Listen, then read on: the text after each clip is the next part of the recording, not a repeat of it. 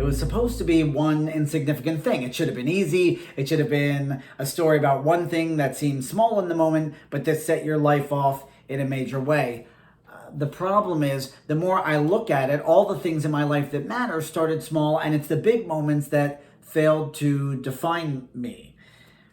I mean, we all build up moments in our head in the hopes that there'll be major events in our lives, like the wedding and the graduation, and those are great, but they don't amount to much in the great scheme of things. It's just a day where something abnormal happens.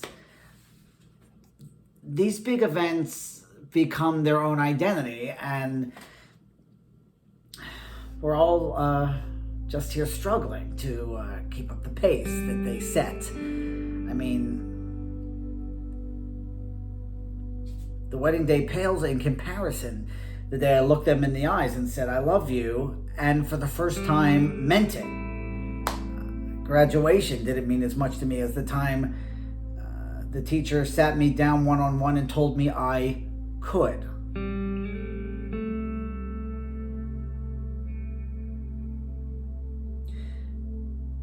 We put so much emphasis on more events and bigger events, but we so often forget that those aren't life. Those are spectacle.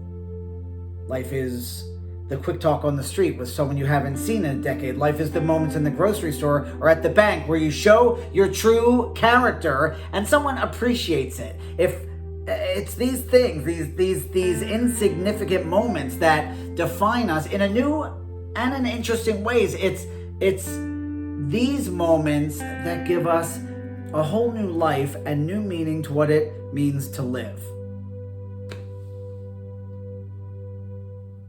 These moments might seem forgettable, but in the end, these are the only moments worth living for.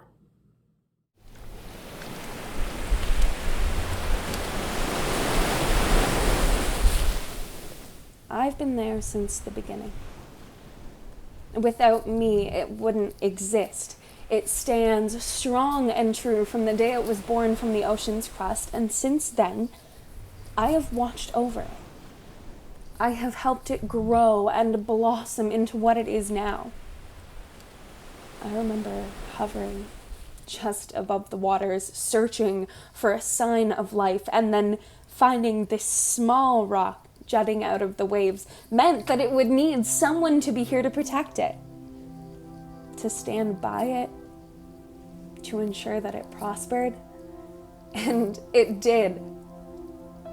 Under my care, it became something uniquely interesting. It became a place of great excitement and fantastic individuals. I called the seabirds from the horizons to populate it and drop seeds and make life. I helped it grow and blossom and flourish. We guardians are an old idea. But since the dawn of time, we have been the ones ensuring that nothing small is unprotected. I care for it how I can now. The feeling of its shores as I brush against it every day provides some sense of comfort, even with the rough steel edges it now possesses. I have watched the creature on it flourish and flounder, but I have been there since long before they were there. I don't like what they've done with their resources, but I'm not there to corrupt or impose my will. I am just there to ensure that it prospers. One day I will completely encapsulate it and bring it back into my depths, but until then, I will watch for it and care for it as best as I can.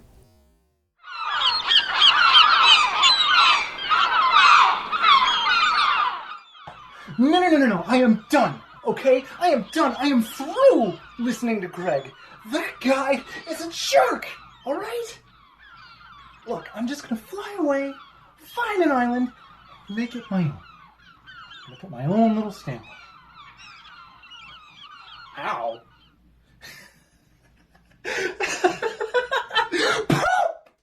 Yeah, that's right, I said it. I am gonna shit on an entire island! Imagine it. A whole island. No! A whole universe of my very own. Absolutely covered in the stuff. And I'm not screwing around. okay? I'm talking acres, mountains, just piles of it. And I am going to coat that place from coast to tiny little coast. Listen, Josie, come with me, all right? I'm just a lonely seabird looking for a wreck to call his own. Fly with me, and we'll find an island, our very own, where we can live and poop in peace. Okay? It'll be paradise. We can raise a family there. I mean, think about how much our kids will love being able to just poop wherever. And I mean, isn't that what you've always wanted? To be able to poop anywhere you want, as often as you like, all over the known world. I mean, sweetheart, what's left for us in Australia? Everything here is trying to kill us! I went for a flight the other day to get over all this Greg shit. And I nearly got eaten by a wild dog. So then, I figured I'd calm down out of a nap in a tree. And while I was asleep, I almost got taken out by a snake. Even the spiders here are vicious. Okay? Did you know there's a new one that's just evolved? They call it the bird eater. Yeah, really subtle. Love that. Look, we have wings for a reason. Let's use them. We'll fly out over the ocean for as far as we can until we find land, and then we will make that land ours. We're gonna fill it with our shit, our scat, our crap, our poop, whatever. And we are going to do such a great job that our descendants will look back at us in awe. They will marvel at what we have left for them. It'll be our legacy, our greatest achievement. Come with me, Josie. Fly with me. I love you. Let's make magic together.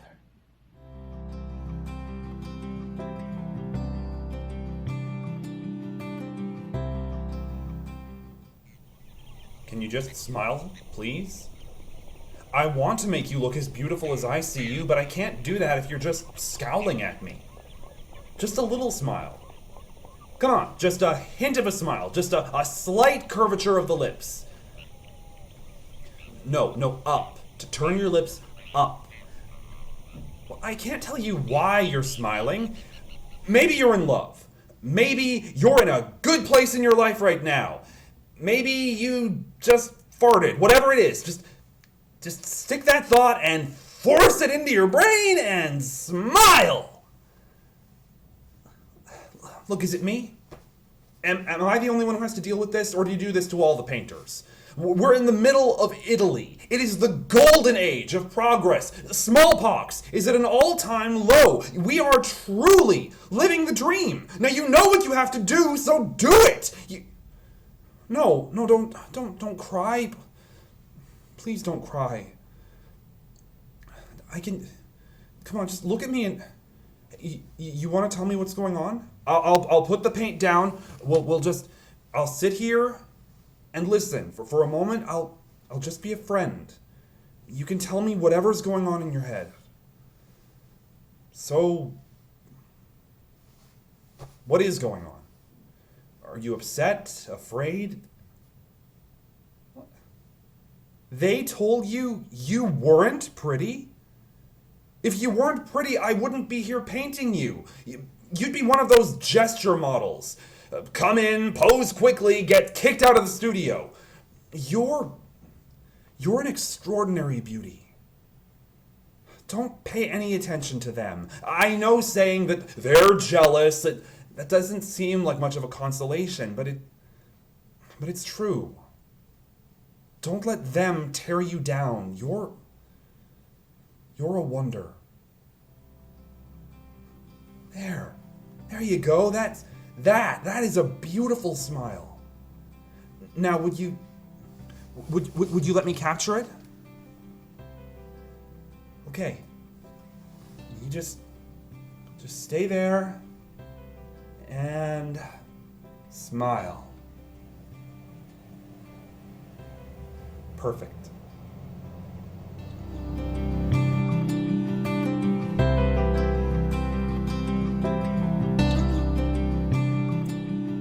So, you're telling me that all of this stuff is potentially worth something? I mean, I only thought that bird poop was just bird poop, but you're saying it could be something more? Well, we do have a lot of birds here, and they've been here for a long time, like a really long time. I mean, they predate us by centuries, and they've been here coating our island in, well, as you say, deposits. So just what is this phosphate stuff? It's good for us, right? We can sell it and it won't be a bad thing. But who would buy crap tons of old bird shit? I mean, sorry, phosphate. So you're saying that we can sell this for a lot, like potentially a hell of a lot. Are we talking, what, hundreds, thousands, tens of thousands? Now, when you say millions, is this like real millions of dollars? That's, well, that's quite a bit. Even if we just got a $1 million investment, that would mean that everybody on the island could earn, what, $33? Think about it, our entire island could benefit from this. We can build infrastructure, social security systems, we could even build a hospital, or, if we're feeling fancy, maybe two. You make a good point there. I mean, I guess we don't have to give it all away. Well, they're giving the money to the island for this shit, to spend it how we see fit, and if we see fit to share it, we can. I mean, I'm sure that everyone on the island would appreciate fair compensation for the work that they're doing, but if you're saying that you'd rather not, then I guess we could keep a portion of it. What were you thinking? 5 to 10% maybe of the overall budget could be kept? Well, 100% doesn't make sense. I mean, that would just mean that we were keeping everything for ourselves. Oh. So, you want us to work on producing this resource, mining it, refining it, turning the entire island into a single industry nation, only to keep all of the profits for ourselves. That is some truly devious thinking. I think we could get used to this.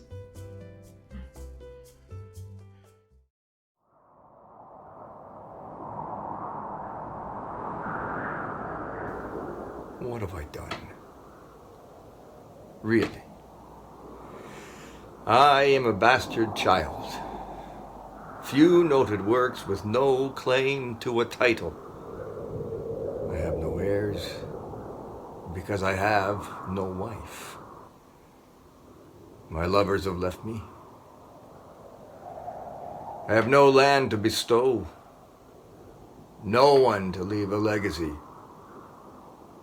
to. I have my book of ideas, half-formed images and inventions, but nothing I can put to use. I never finished them, and now they'll be lost to time. No one loves me. No one cares about my work. Oh, I have adoring fans. Adoring fickle fans. But inside, I'm as empty as this bottle. I dedicated my whole life to my art. And for what? To have it turn its back on me when I need it most? I haven't painted in years. My inventions are even fewer. My legacy is that of a crazed old man with nothing left to give the world. my legacy is to be forgotten. Oh, to be you, Michelangelo. Your talent carves divinity out of marble. You transform the world with one stroke of your brush. Oh, to be the mighty talent of my age. To leave a legacy of beauty. I hate you. I should be the one to be remembered, to be adored. Was it all for naught? Is there not something I did that mattered? Some small part of me worth remembering? Oh, poor Leonardo. Let me be hoisted upon the scrap pile of history and my ashes spread to the four corners of the earth. Corners. That's funny.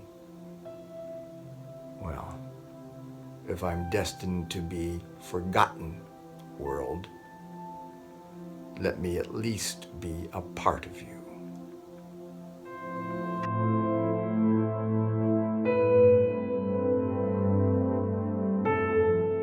It's coming along.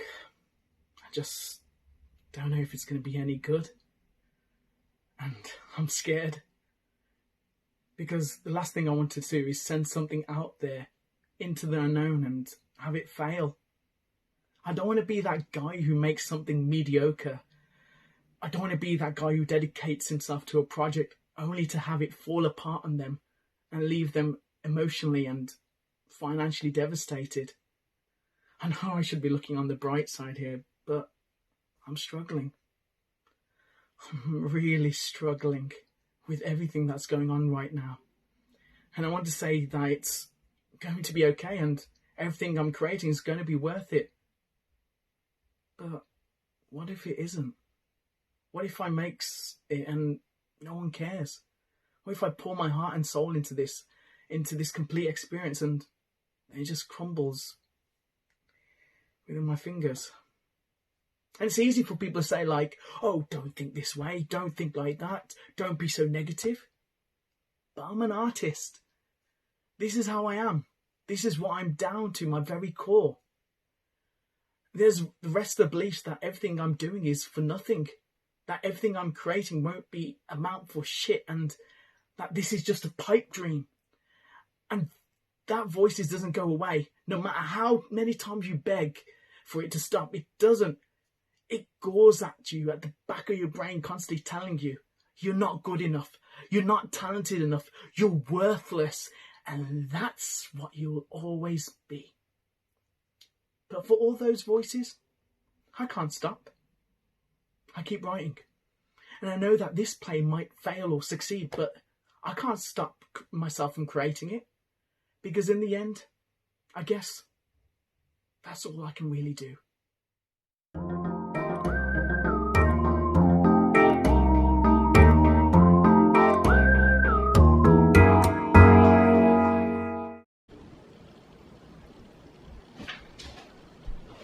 Ooh. Hi!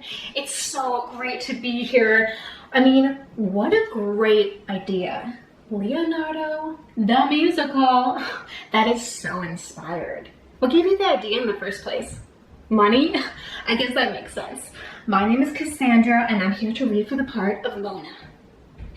Just to be clear, this is like the painting, right? Like, I'm there and I'm the thing he did and then I deliver it to him, right? Okay.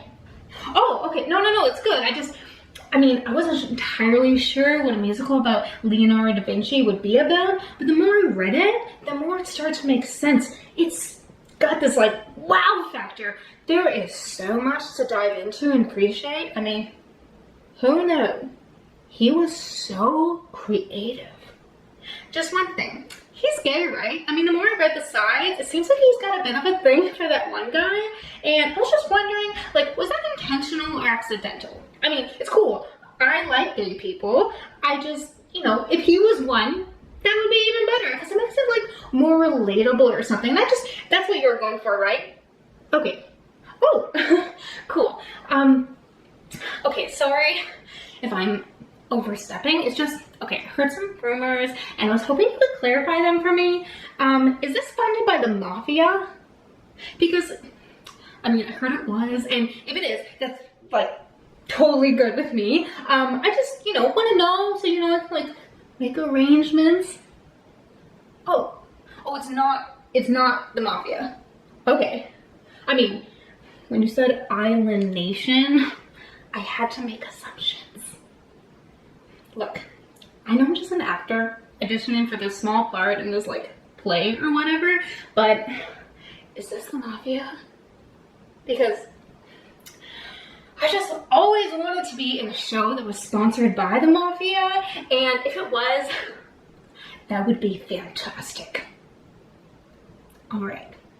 Okay. You can't tell me, but just to let you know, if it happens to be funded by them, that would be totally okay with me. Good.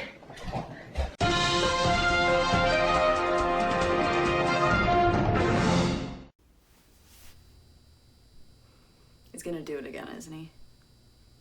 He's gonna talk about how hard it is to write a musical. He's gonna talk about how tough it is to be such a tortured artist. Yeah, here he is. He's starting.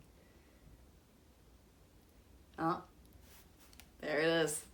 The sad, oh no, don't make me write one more, plea to the crowd. Silly writer. We don't care about this, get on with it. No, don't be sad about it, we don't care. Stop complaining about how hard it is to write the shitty things and move it along. Do more, do better. How long have they been talking? Has it been 5 seconds or 5 years? Oh my god, if they don't stop talking about themselves, I'm gonna literally die. I'm gonna just end it here and now and hope for the best. I can die from palpable boredom, right? Because right now, I am seriously considering it. I mean, why do I care if you worked hard on something if it's crap? You've got better things to do. If writing is so hard, just don't do it. Just stop. No one cares if you stop. And if you're just doing it for yourself, then why bother putting yourself through it? Just get this clown off the stage already. We'll get to the things that really matter. Bring on the sports ball on. What do you mean my microphone is on? Why is it on? I was just in the bathroom, Karen. Are you saying that they all... Is he?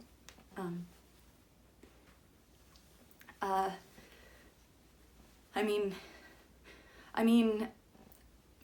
that's just one take on the intricate masterpiece that takes... I mean, I don't know how you writers do it. You just... Yeah, okay. I mean, good for you. Still going after all those hardships and struggles and... No, it's okay. You keep at it. keep up the good fight, and we'll always support you however we can. I can't wait to see the musical next week. Yeah. Thanks.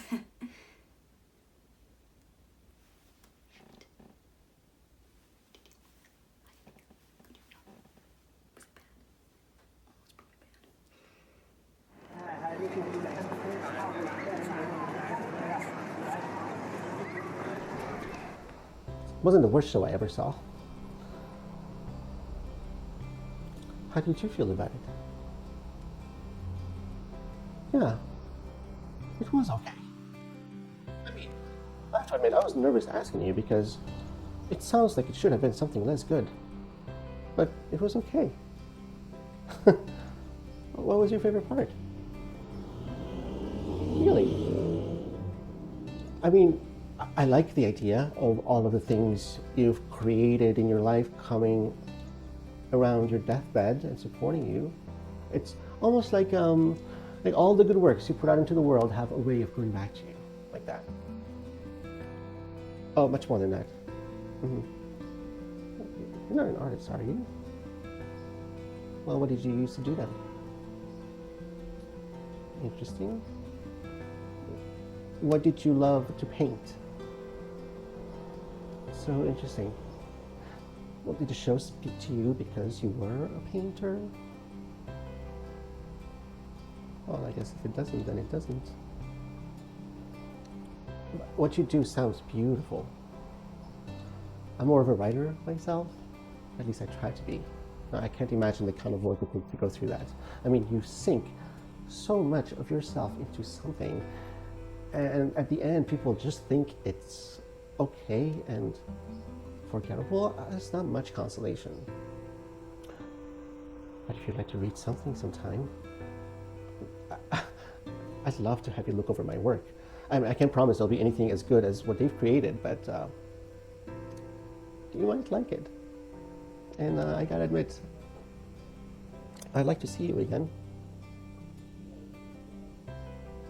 I gotta admit, seeing that show has me craving Italian. Any chance you'd like to go for pizza? Cool. Oh, that sounds...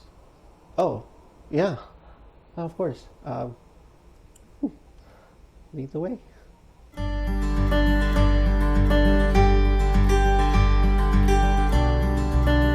Is that it? I guess it's okay. It's not very special, is it? I mean, as a flag. You really want your flag to say something, and what does this say? I mean, I don't hate it. It's a bit simple. And it doesn't really say anything about us. I mean, look at some of the other flags. They mean something. They project something like power or strength or lines. This just, I don't know. Maybe it's just not creative enough. I mean, what does it say to you, really? Look at us. We're here and we're slightly below the center. Oh, the line's the equator and we're slightly below it. Okay, I get it. It's clever. But is it clever enough? I mean, is there something else that we can use to fill in the lines to make the whole thing pop more, to add more pizzazz, to make more good happen? Who did you get your inspiration from? Maybe we should look away from the old... Who did you get your inspiration from? Maybe we should look away from the symbolic and look more to the old masters. Like, why not look at someone like Michelangelo or Leonardo or something? Give it something with panache. I don't know what panache was, but it sounded proper, didn't it? What if we made the flag the Vitruvian Man? What if we made the flag the Vitruvian Man? What if we made the flag the Vitruvian Man? I mean, it's not like someone can trademark a picture if an entire country wants to use it. We can? Are you sure? Okay, well, I guess we can go with this then. I mean, maybe it's better if we just left Da Vinci alone for the meantime. Or, you know, we could not.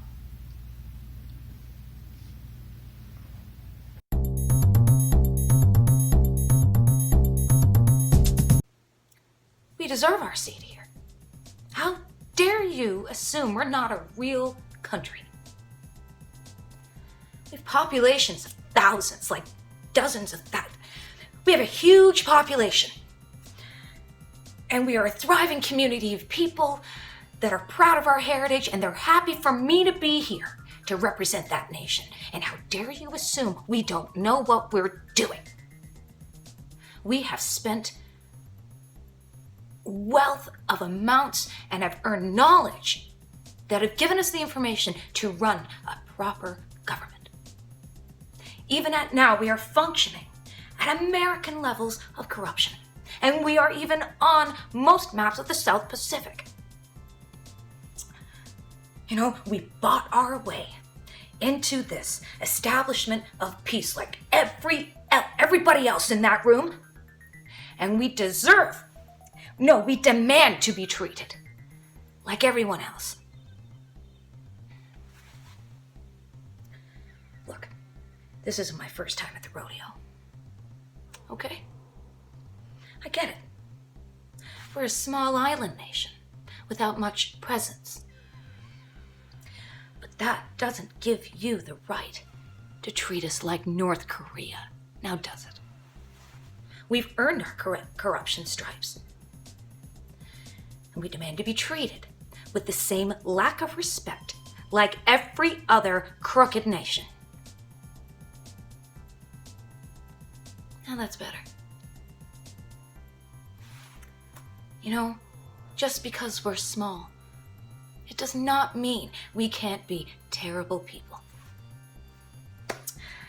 And we are all here to celebrate such sycophantic leaders, ready to proclaim what a terrible job they've done, caring for and maintaining the prosperity and the wealth of our people. Isn't that what it's all about? Now, can you please show me to my designated seat? Thank you. You're too kind.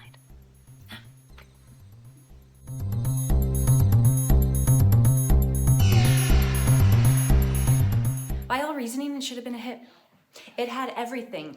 Love, drama, a tortured artist. I mean, Sondheim had Cézanne. I was going to tackle Leonardo and what it meant to be an artist in a big, dramatic way. And we were going to shake up the West End. We were it, and we had the financing of an entire country behind us. Mind you, the country I'm speaking of is a small Pacific Island nation, no bigger than Monaco and the Vatican, with half the population of North Bay, Ontario. But it was something. And they were rich. I mean, they were rich before all this happened. They said the music wasn't awful, so that's a plus. But they said it was standard. They said that there were a few catchy tunes, but a few catchy tunes doesn't make a show a success.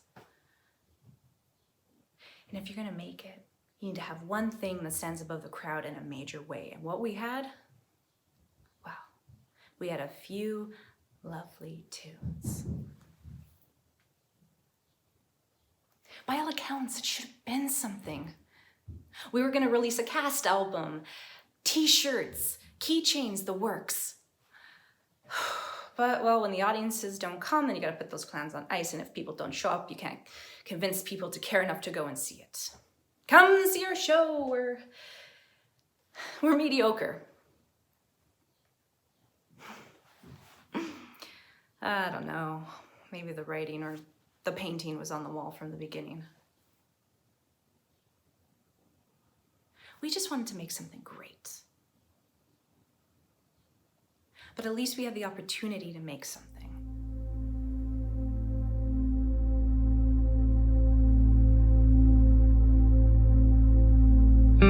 It's good. I like it.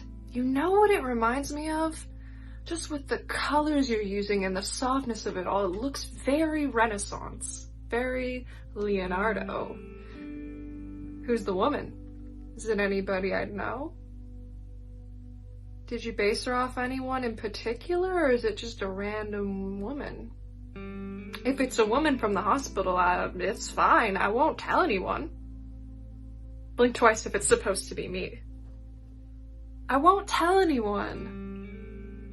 I just think how she's posed and how she's looking, there's something in her eyes that looks sad.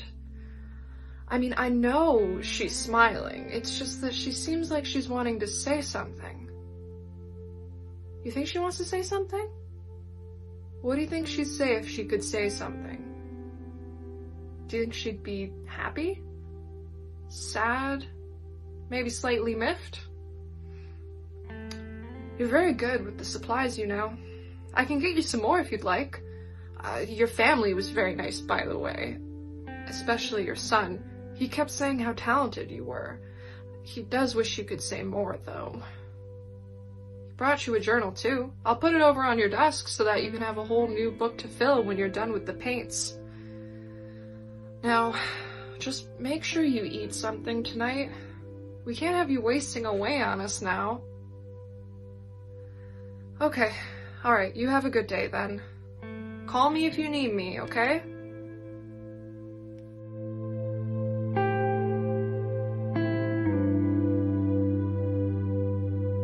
Think of it like dominoes. You knock this one over, and then the next one will fall, and so on and so forth, until they're all knocked down. I mean, we walk out that door, and every step we take brings us one step closer to affecting the destiny of someone else. Okay, think of it like this. We are in this giant cosmic tapestry that's just absolutely covered with threads, each of them representing another human. And every time we go out or we do anything, we rub against them. And like 99% of the time, we have no impact on each other. But you never know when the next important thread will emerge. And suddenly your life has changed, and their life has changed, and you have no idea. And it's all because there's this cosmic thread weaver guy who's just up there making sure that everything's going as it should. We have no idea what kind of crazy cosmic patterns we're making. We just go out there and we perform, and that's where it ends for us. But the things we did, the crazy metaphysical vibrations we sent out there, who knows what they'll do? Maybe they'll reverberate away into the cosmos and echo until eternal void. Who knows what we're creating here? So the show's not going well. Who cares? Doesn't mean what we're doing isn't important. It might yet have an effect on someone we can't see.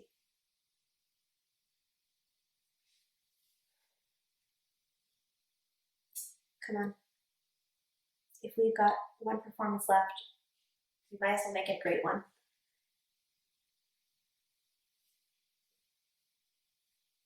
Break a leg.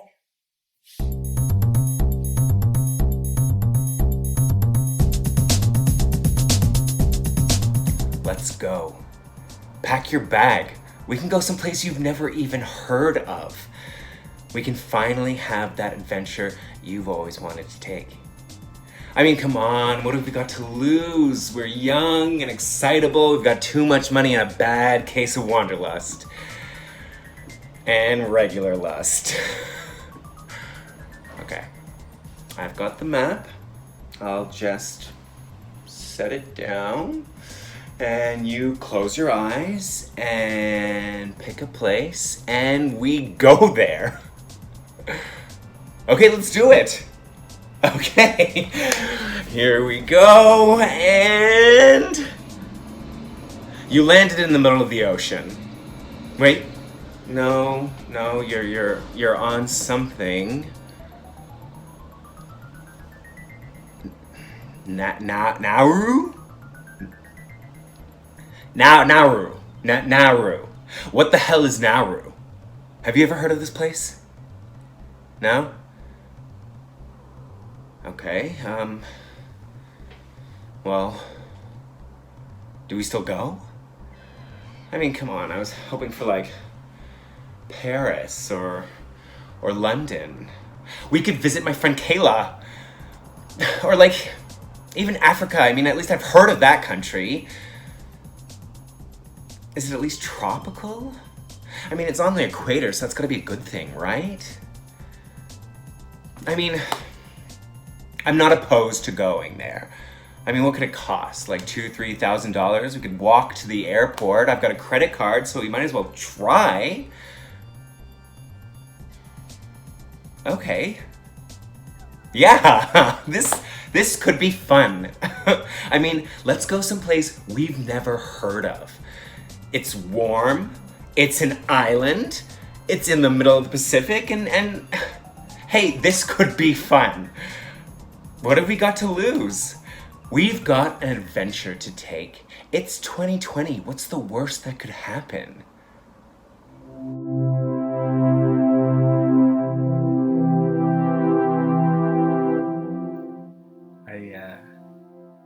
I want to think he was a great man.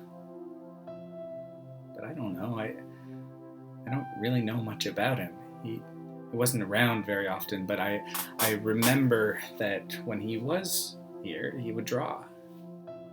He filled journals and journals full of his works. I think that's when he was happiest. I didn't ever think he was smart. His mind was always miles and miles away, but he was always determined, and he would draw.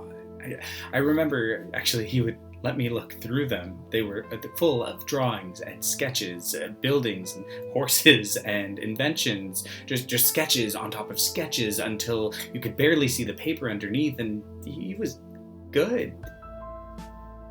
He was really good. They say it was because of a head injury. Shortly after I was born, he fell, and after that, apparently he was a different person, a new person, a person who almost never stopped drawing. I remember him being an artist. Even if I don't remember much else, I remember that he was creating from pretty much since I was born. Obviously, the accident made him prolific, but I always wondered what he was trying to create. I remember that there was always something very old looking about the books. Like there was something to them that I couldn't quite understand, but that always seemed familiar. It turns out that they were very influenced by the Renaissance, which was strange because Mom said that he never really showed much interest in the period. Strange enough, it turns out that they had their first date at a Leonardo musical. I didn't even know there was a Leonardo musical, but apparently it existed. I still have the books. I don't know what to do with them, but when Mom misses them, she thumbs through the pages. I still look through them sometimes, wondering if there's hidden messages or something written in the margins. But there isn't. Books and books full of art. I just wish I knew what it all meant.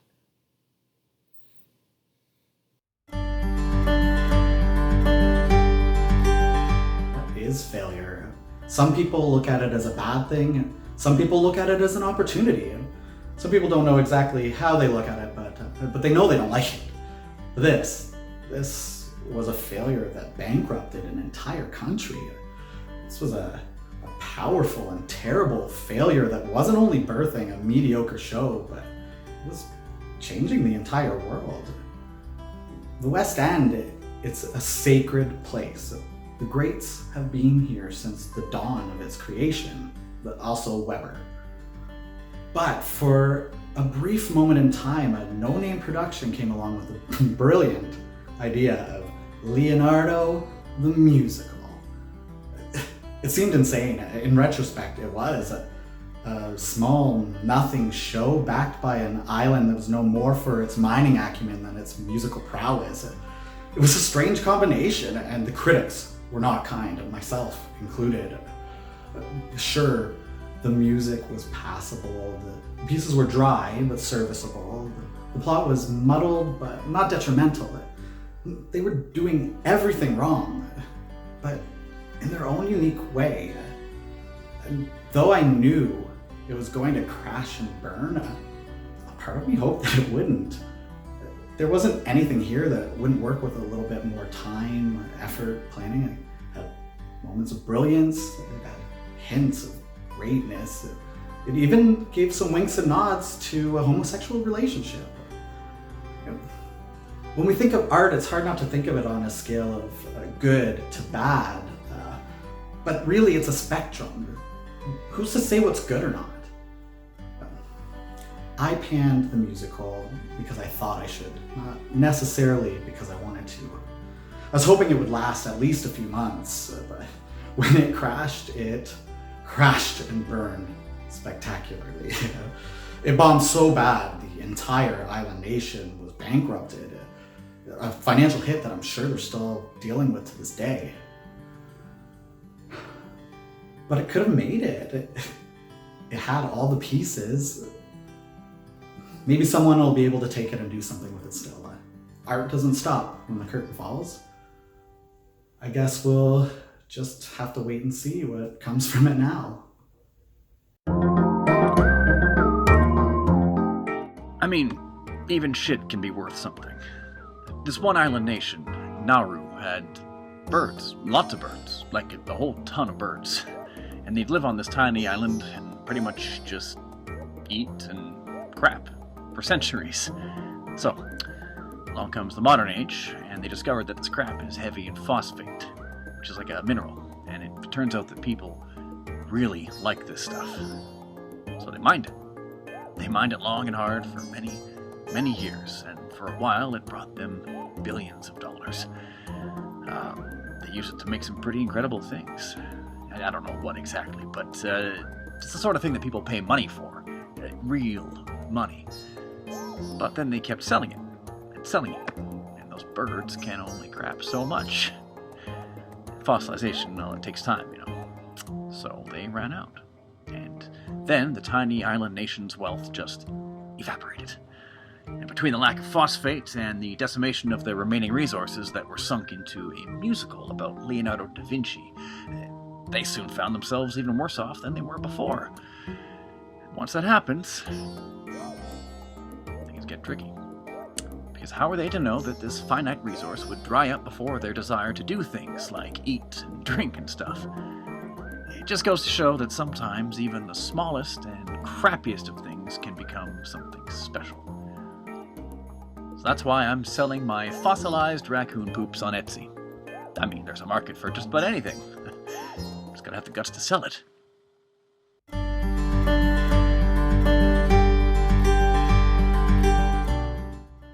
It's not even significant if it matters to someone.